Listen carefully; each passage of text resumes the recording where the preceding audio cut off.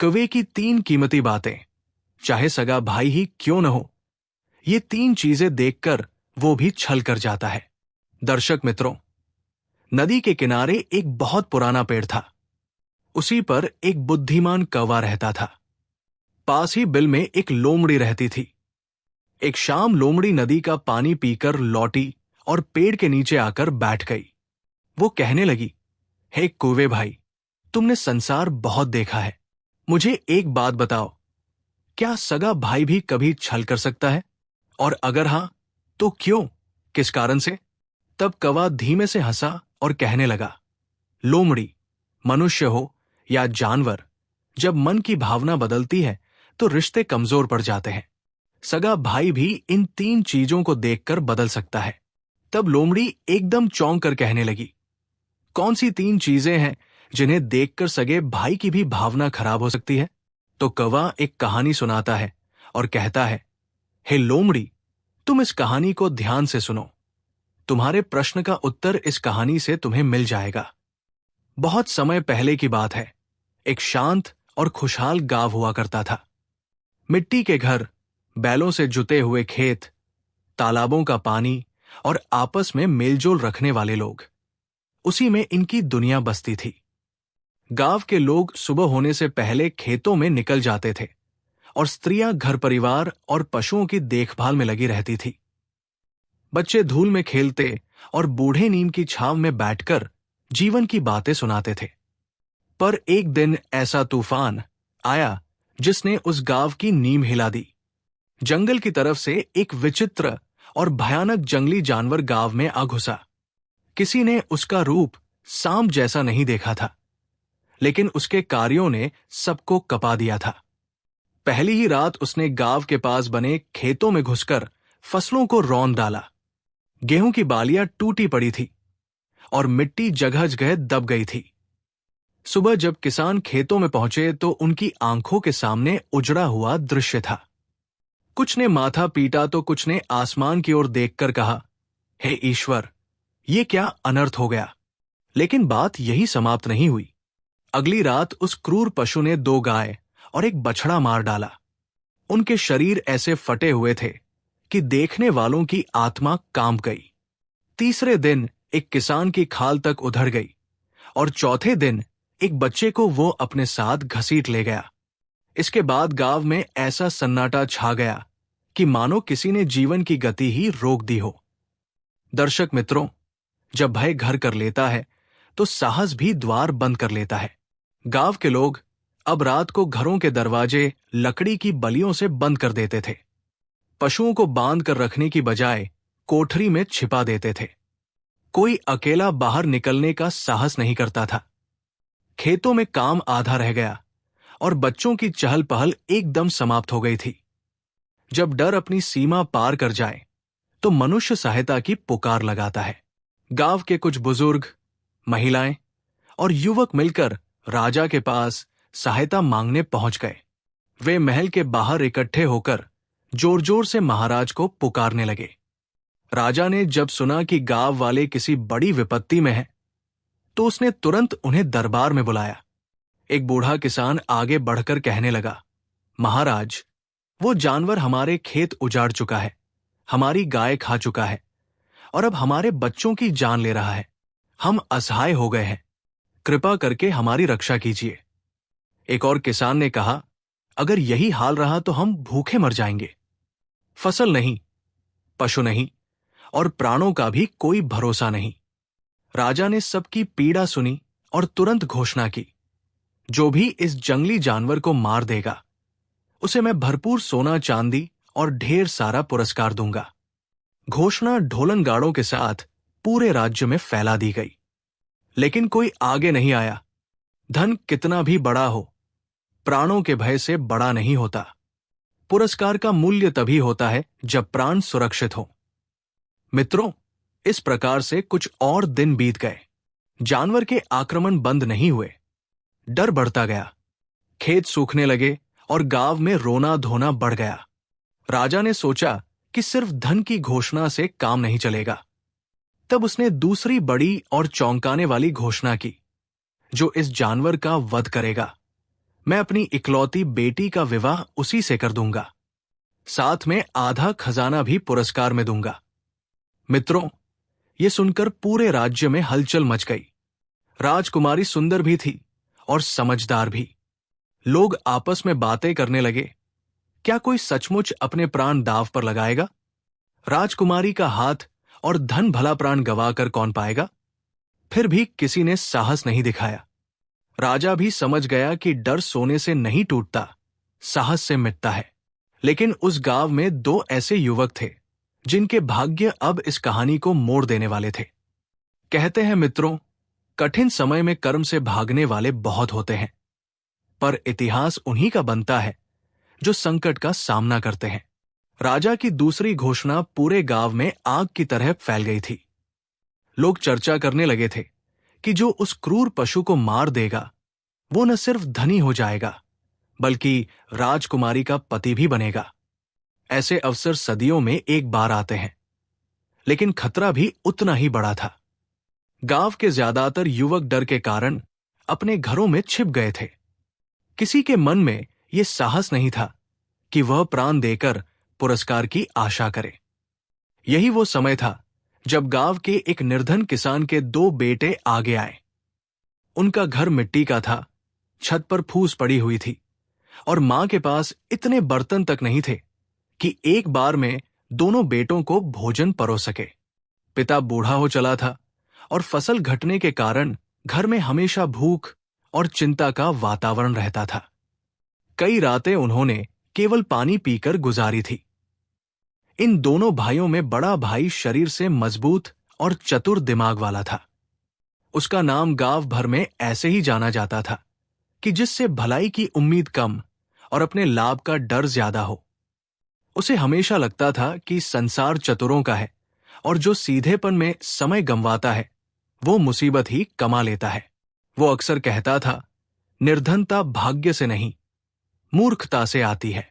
वही छोटा भाई स्वभाव से थोड़ा शांत, विनम्र और बड़ा दयालु था। वो अपने छोटे छोटे कामों में प्रसन्न रहता था, दूसरों की सहायता करता और अपने हिस्से का भोजन भी जरूरतमंद लोगों को दे देता। उसकी मां अक्सर कहती थी कि बेटा, सीधी राह पर चलने वाला देर से ही सही पर सही मंजिल तक जरूर पहुंचता है। जब राजा की नई घोषणा इन दोनों भाइयों ने सुनी तो वे कुछ देर तक चुप रहे। बड़े भाई की आंखों में अचानक चमक आ गई। उसने सोचा, अगर मैं जानवर को मार दूं तो मुझे राज्य, सोना और राजकुमारी सब मिल जाएंगे। निर्धन रहकर बूढ़ा होने से तो बेहतर है कि मृत्यु से लड़कर राजसी जीवन पाया जाए। मरना ही पड़ा तो कम से कम प्रयास करते हुए मरूंगा। दूसरी ओर छोटे भाई के मन में दूसरी भावना थी। उसने सोचा, अगर मेरे प्राण किसी और की रक्षा में लग जाएं तो ये भी कम नहीं है। गांव डर में जी रहा है। अगर मैं कुछ कर सका तो अच्छा होगा और अगर न कर सका तो मृत्यु भी व्यर्थ नहीं जाएगी। शाम को दोनों भाइयों ने अपने माता पिता से बात की। बूढ़े पिता ने कांपती आवाज में कहा, बेटा, प्राण देकर धन किस काम का? हमें तुम्हारी आवश्यकता धन से ज्यादा है, लेकिन निर्धनता की पीड़ा अक्सर विवेक को पीछे धकेल देती है। बड़े भाई ने माता पिता से कहा, क्या आपने कभी सोचा है कि उम्र भर ऐसे ही जिएंगे? अगर सफल हुआ तो हम सबकी जिंदगी बदल जाएगी, अगर न हुआ तो वैसे भी भूख से मर ही रहे हैं। छोटे भाई ने चुपचाप सिर झुका लिया। उसकी मां की आंखों में आंसू आ गए, पर उसने कोई रोक टोक नहीं की। बस इतना बोली, अगर जाना ही है तो ईश्वर का नाम लेकर जाना, लालच के लिए नहीं, लोगों की भलाई के लिए लड़ना। सुबह होने से पहले दोनों भाई तैयार हो गए। बड़ा भाई मजबूत डंडा और लोहे की धारदार तलवार लेकर निकला।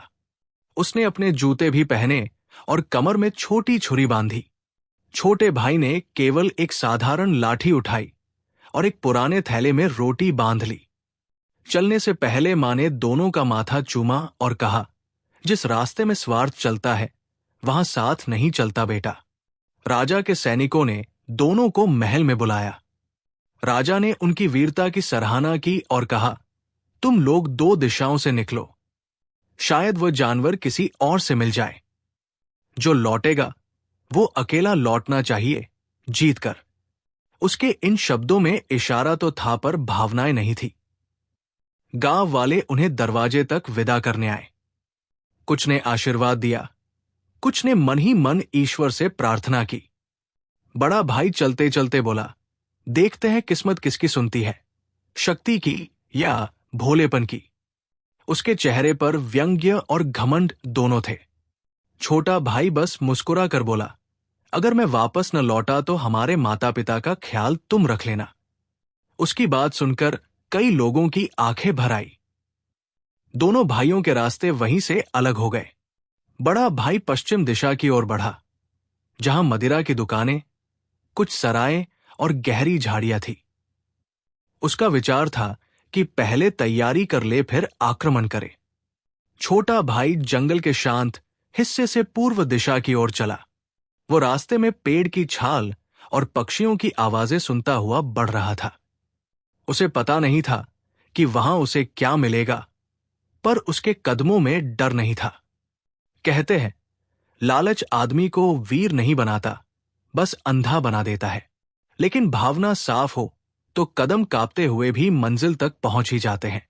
मित्रों, जंगल का रास्ता जितना लंबा था उतना ही अनजाना भी था। छोटा भाई चुपचाप आगे बढ़ रहा था। न उसके चेहरे पर घबराहट थी, न उसके कदमों में उतावलापन। उसकी चाल ऐसी लगती थी जैसे वह किसी युद्ध के लिए नहीं, बल्कि किसी सच्चाई की खोज में निकला हो। उस समय एक बात उसके मन में बार बार गूंज रही थी, अगर भावना साफ हो तो राहें खुद रास्ता बना लेती है। सुबह का समय था। पेड़ों पर ओस की बूंदें चमक रही थी। हवा में नीम और जंगली फूलों की हल्की सुगंध थी। छोटे भाई ने एक जगह रोटी निकाल कर खाई और थोड़ा पानी पिया। उसके साथ न घोड़ा था, न साथी, न कोई हथियार, बस एक सीधी लकड़ी और एक सीधा इरादा। काफी दूर निकलने के बाद अचानक उसने झाड़ियों के पास सरसराहट सुनी।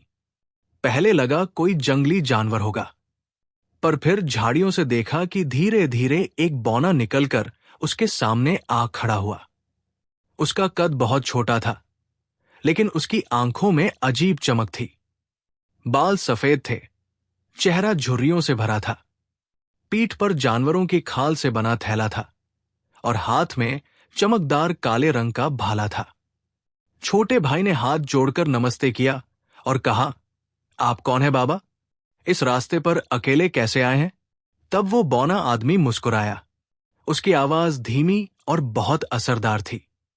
कहने लगा, मैं उन लोगों के सामने आता हूं जो लोभ के लिए नहीं, लोक कल्याण के लिए चलते हैं। तुम्हारे कदमों में स्वार्थ नहीं था, इसलिए मैं यहां खड़ा हूं। छोटा भाई चकित था पर शांत। उसने पूछा, मैं तो बस गांव को बचाने निकला हूं। मरना पड़ जाए तो कोई दुख नहीं, पर कोशिश अधूरी न रहे। बौने ने उसकी आंखों में झांक कर कहा, धन के लिए निकले होते तो मैं राह बदल लेता, मगर तुम दया और साहस के कारण यहां आए हो, इसलिए ये भाला तुम्हारा है। उसने अपने हाथ में पकड़ा हुआ भाला आगे बढ़ाया और उसे दे दिया। वो भाला साधारण नहीं था, लोहे का नहीं था, जैसे किसी रहस्यमयी धातु से बना हो। उसका रंग गहरा काला था, लेकिन चमकती धार ऐसी कि सूरज की किरणें उस पर रुक कर लौट जाएं। छोटे भाई ने सावधानी से वो भाला अपने हाथ में लिया और बोला, इतनी कीमती चीज मैं कैसे ले सकता हूं? तब बौना मुस्कुराता है, जब वो क्रूर पशु तुझ पर झपटेगा तो तुझे हिचकना नहीं है। भाला उसके पेट में उतार देना, एक ही बार काफी होगा। याद रखना, बहस से ज्यादा घातक होता है भरोसा खो देना। मित्रों, छोटे भाई ने गहरी श्रद्धा से कहा, आपका नाम क्या है? बौना हंसा, नाम ढोंग होते हैं, नेक इंसान का काम ही उसकी पहचान होता है। चलो, औरों की जान बचाने में देर मत करो। इतना कहकर वो वनस्पतियों में ऐसे खो गया जैसे धुंध में परछाई। छोटा भाई भाला कंधे पर रखकर आगे बढ़ता है। उसके मन में अब डर की जगह दृढ़ता थी। पेड़ों के बीच से गुजरते हुए उसने कई जंगली आवाजें सुनी, लेकिन अब उसके कानों में वही आवाज गूंज रही थी, लोभ के लिए नहीं, लोक कल्याण के लिए। कुछ ही दूर गया था कि उसे जमीन पर बड़े बड़े पैरों के गहरे निशान दिखाई दिए। आसपास मिट्टी उखड़ पड़ी थी, झाड़ियां टूटी थी और हवा में रक्त की हल्की गंध घुली हुई थी। यह साफ संकेत था कि वो जानवर वही आसपास ही था। उसने कदम और धीमे कर दिए। दिल धड़क रहा था पर चेहरे पर घबराहट नहीं थी। तभी अचानक सामने की झाड़ियों में जोरदार हलचल हुई। पहले सरसराहट, फिर भारी सांसों की आवाज और अगला क्षण वो जानवर सामने था। धूप की किरणों के बीच उसकी आकृति उभर आई। शरीर पहाड़ जैसा चौड़ा था, आंखें अंगारे जैसी लाल, नुकीले दांत, काले बालों से ढका चेहरा और पंजों में चट्टान फोड़ देने की शक्ति। वो देखते ही देखते गुर्राया। जमीन हल्की कांपी लेकिन छोटा भाई स्थिर खड़ा रहा। उसने भाला कसकर पकड़ लिया। जानवर ने एक क्षण के लिए गरज मारकर आसमान को जैसे फाड़ दिया और अगले ही पल वो बिजली की तरह उसकी ओर झपटा। दहाड़ इतनी भयानक थी कि दूर के पंछी तक उड़ गए। पर वही समय था जब साहस और हथियार को एक होना था। जैसे ही वो क्रूर पशु हमले को करीब लाया, छोटे भाई ने बिना देर किए भाले को दोनों हाथों से पकड़कर पूरी शक्ति से उसके पेट में घूम दिया। चीख नहीं, धमाका हुआ। भाला पेट के आर पार चला गया और जानवर आगे बढ़ने से पहले ही ढह गया। धरती हिल गई, सूखी पत्तियां उड़ गई, जैसे सन्नाटा टूटकर खामोशी में बदल गया। छोटा भाई कुछ देर वही खड़ा रहा। उसने अपने माथे का पसीना पोंछा और मन ही मन उस बौने आदमी को धन्यवाद किया। उसने आकाश की ओर देखा जैसे किसी अनदेखी शक्ति को प्रणाम कर रहा हो। अब उसने जानवर को घसीटकर कंधे पर उठाया। शरीर भारी था पर मन हल्का। उसका लक्ष्य साफ था, इसे राजा के सामने ले जाकर गांव को भय के बंधन से मुक्त करना। मित्रों, उधर छोटा भाई वन के शांत और कठिन रास्तों से होते हुए उस भयानक जानवर का वध कर चुका था। लेकिन दूसरी दिशा में निकला था बड़ा भाई। वो शुरू से ही किसी और इरादे से चला था। उसके मन में न गांव की रक्षा का विचार था, न उस जानवर से लड़ने का साहस। उसके पास तलवार जरूर थी पर हथियारों से ज्यादा उसके पास चतुराई और स्वार्थ था। वो जंगल में ठीक से गया भी नहीं। आधे रास्ते में उसे एक पुरानी सराय जैसी जगह मिली, जहां कुछ लोग मदिरा पीकर ढोलक पर नाच रहे थे। बड़े भाई ने सोचा, जो लड़ना चाहे वो लड़े। मैं पहले पेट और साहस दोनों को गर्म कर लेता हूं। वो भी उसी भीड़ में जाकर बैठ जाता है। उसने मदिरा के 2 घूंट पिए और अपने आसपास बैठे लोगों से बड़ी बड़ी डींगे मारकर कहा, मैं उस जानवर के पेट को चीर कर फेंक दूंगा। राजा की बेटी मेरी होगी, तुम लोग देख लेना। लोग सुनकर हंसे। कुछ ने उसकी बात पर हामी भरी, लेकिन असलियत यह थी कि वो खुद अंदर से डरा हुआ था। जब वो नशे में था तभी अचानक उसे किसी की आवाज सुनाई दी, अरे देखो, कोई जानवर को मार कर लाता दिख रहा है। सभी एकदम चौंक कर बाहर भागे। दूर से छोटा भाई दिखाई दे रहा था, कंधे पर मरा हुआ जानवर लादे, थका हुआ मगर शांत। उसके माथे पर पसीना जरूर था, मगर आंखों में चमक थी। हाथ में वही काला भाला चमक रहा था। बड़ा भाई ये दृश्य देखकर दंग रह गया। उसे सबसे ज्यादा चोट इस बात ने पहुंचाई कि वो छोटा भाई, जिसे वो हमेशा कमजोर, मूर्ख और निर्धन समझता था, आज उस काम को कर गया जिसे करने का ढोंग वो कर रहा था। उसके दिल में ईर्ष्या और लालच ने एक साथ जन्म लिया। मन ही मन बोला, अगर ये जानवर राजा तक ले गया तो पुरस्कार और राजकुमारी सब इसे ही मिल जाएंगे और मैं फिर उसी निर्धनता में रह जाऊंगा। उसने तुरंत अपना चेहरा बदला और मुस्कुराते हुए छोटे भाई के पास गया। कहने लगा, भाई तू सचमुच वीर निकला। पहले विश्राम कर ले, थोड़ी देर बैठ जा। इतना भारी जानवर उठाकर तू थक गया होगा। आ जरा पानी पी और शरबत पी ले, फिर हम दोनों साथ में राजा के पास चलेंगे। छोटे भाई ने भोलेपन से सोचा कि बड़ा भाई सच में खुश है। उसने भाला अपने कंधे से उतारा और जानवर वही पास में रख दिया। फिर वो उसके साथ बैठ गया। बड़े भाई ने प्यार से पहले पानी दिया, फिर चुपके से मदिरा भी पिलाता रहा। धीरे धीरे छोटा भाई नशे के असर में ढीला पड़ने लगा। उसने सब कुछ बता दिया था। भाई, ये भाला मुझे जंगल में एक बौने आदमी ने दिया था। उसी की वजह से मैं जानवर को मार पाया। मित्रों, उसकी बात सुनते ही बड़े भाई की आंखों में लालच चमक उठा। उसने मन में तय कर लिया कि असली पुरस्कार तभी मिलेगा जब छोटा भाई रास्ते से हटे। रात गहराने लगी। छोटा भाई अब ठीक से चल भी न पा रहा था। बड़े भाई ने कहा, चल मैं तुझे सहारा देता हूं। हम पास के पुल से होते हुए सीधा महल जाएंगे। मित्रों, वो जानवर को अपने कंधे पर लाद लेता है और एक हाथ से छोटे भाई को थामे हुए चलता है। रास्ते में अंधेरा गहराता जा रहा था। चारों ओर झिंगरों की आवाज और ठंडी हवा थी। छोटा भाई अर्धबेहोश सा उसके साथ चल रहा था। जैसे ही वे जंगल के बीचों बीच बने उस पुराने पुल पर पहुंचे तो बड़ा भाई रुक जाता है। पुल के नीचे तेज धारा वाली नदी बह रही थी। वो एक क्षण को चुप रहा, फिर धीरे धीरे अपने चेहरे से बनावटी मुस्कान हटाकर बोला, तूने वीरता तो दिखाई, लेकिन पुरस्कार के योग्य मैं हूं, तू नहीं। छोटा भाई कुछ कह पाता, इससे पहले ही बड़े भाई ने उसे दोनों हाथों से धक्का दे दिया। नशे के असर और अनजाने वार से वो संतुलन नहीं बना पाया और सीधे पुल के नीचे गिर पड़ा। उसका शरीर पानी में गिरते ही धारा में बहने लगा। तैरना भी नहीं आता था। कुछ ही क्षणों में आवाज तक डूब गई। बड़े भाई ने नीचे झांका और संतोष की सांस ली। फिर वो नीचे उतरकर कुछ दूर जाकर पानी से उसका शरीर बाहर निकाला और किनारे गड्ढा खोदकर उसे वही दबा दिया।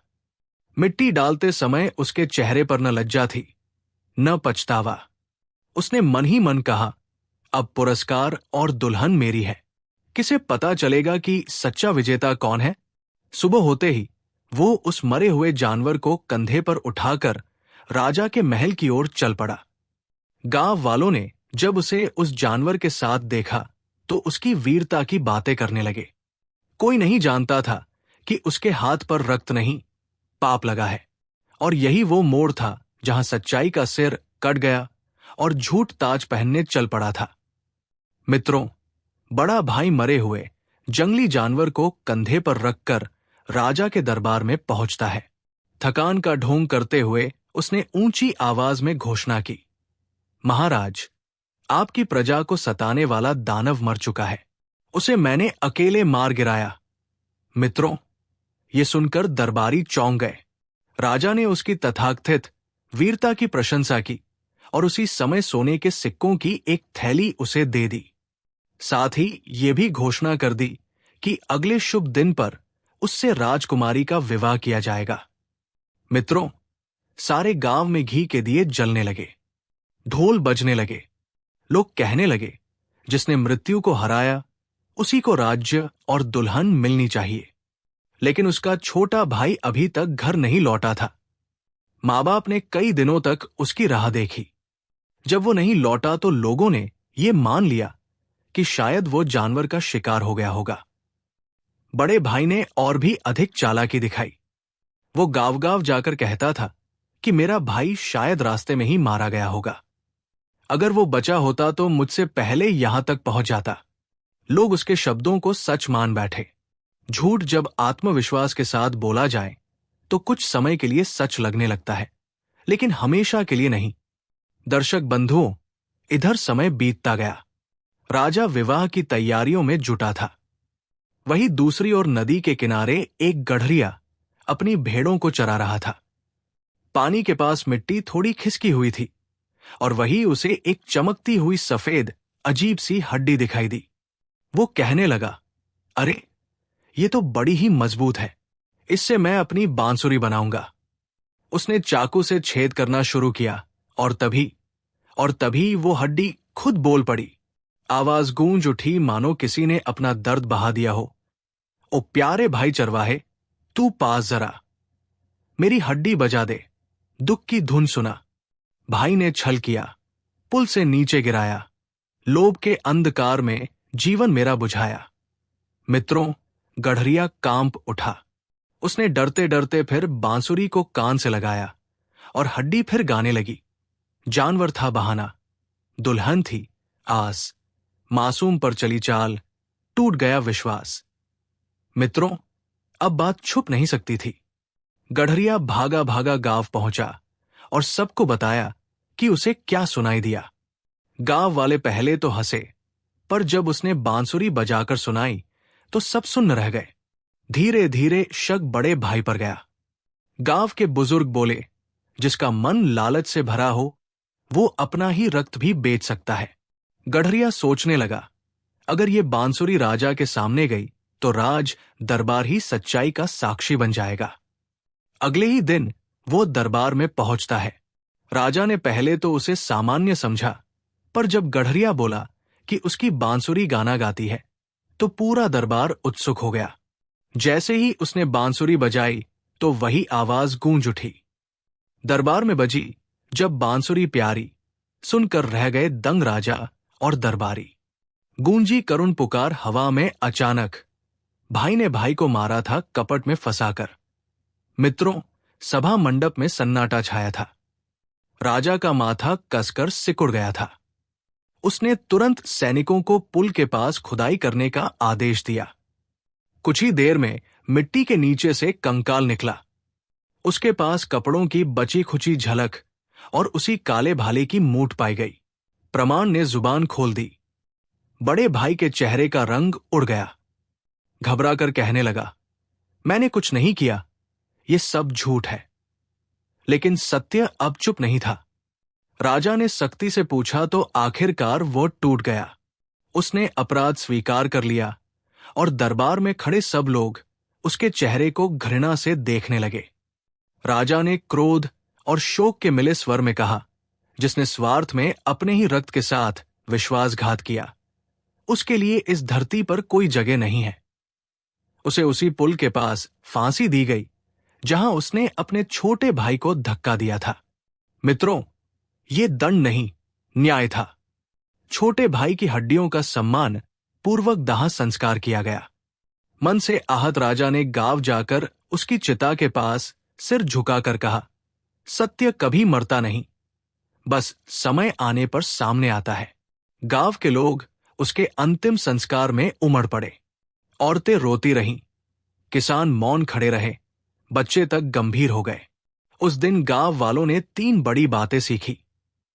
पहली बात, लोभ रिश्तों को काट देता है। दूसरी बात, सच को दबाया जा सकता है, मिटाया नहीं जा सकता।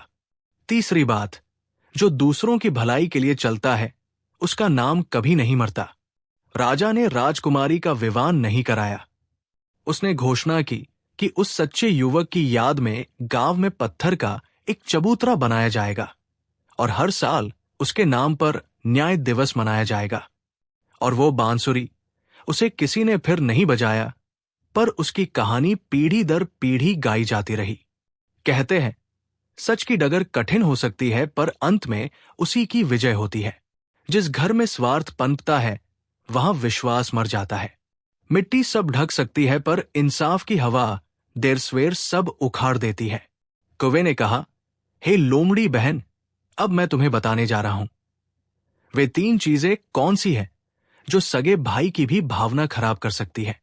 पहली है धन, दूसरी है सत्ता या पद, तीसरी है स्त्री की लालसा और विवाह का स्वार्थ। लोमड़ी ने सिर टेढ़ा करके पूछा, सिर्फ इनसे ही धोखा होता है? धन, पद और विवाह, ये 3 परीक्षाएं ऐसी होती हैं जिनमें कई बार सगे रिश्ते भी असफल हो जाते हैं। लोमड़ी ने पूछा, तो इंसान क्या करे? तब कौवा कहता है, रिश्ते रक्त से नहीं, भावना से चलते हैं। जिस दिल में लालच घुस जाए वहां प्यार दम तोड़ देता है। चंद सिक्के, थोड़ा सा पद या किसी और के पास मिलने वाला सम्मान, ये सब मिलकर भाईचारे की जड़ काट देते हैं। मित्रों, 3 चीजें उन्हें याद रखना जो भाईचारा तोड़ देती है।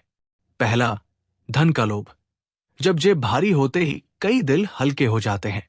दूसरा, सत्ता या पद का घमंड। कुर्सी इंसान नहीं बदलती, उसके भीतर छिपा स्वार्थ उजागर कर देती है। तीसरा है स्त्री का विवाह, लालसा या स्वार्थी आकर्षण। जहां मोह बढ़ता है वहां मोहब्बत बढ़ती है। जब भावना छोटी हो जाती है तब बड़ा भाई भी छोटा साबित हो जाता है। पैसा और ताकत इंसान नहीं बदलते, असली चेहरा दिखा सकते हैं। सच्चे रिश्ते वही है जिन पर स्वार्थ हावी न हो। जो अपनों के साथ न्याय न कर सके वो दुनिया का न्याय कभी नहीं कर सकता। अंत में कौवे ने लोमड़ी से फिर एक बात कही, याद रखना लोमड़ी बहन, रिश्ते खतरे में नहीं पड़ते, रिश्तों की भावना खतरे में पड़ती है। और भावना वही बिगड़ती है जहां धन, पद और लालसा का साया पड़ता है। लोमड़ी ने सिर झुकाकर कहा, अब समझ गई कि सबसे बड़ा भेड़िया जंगल में नहीं, मन में बैठा है। दोस्तों, इस प्रकार कहानी पूरी होती है।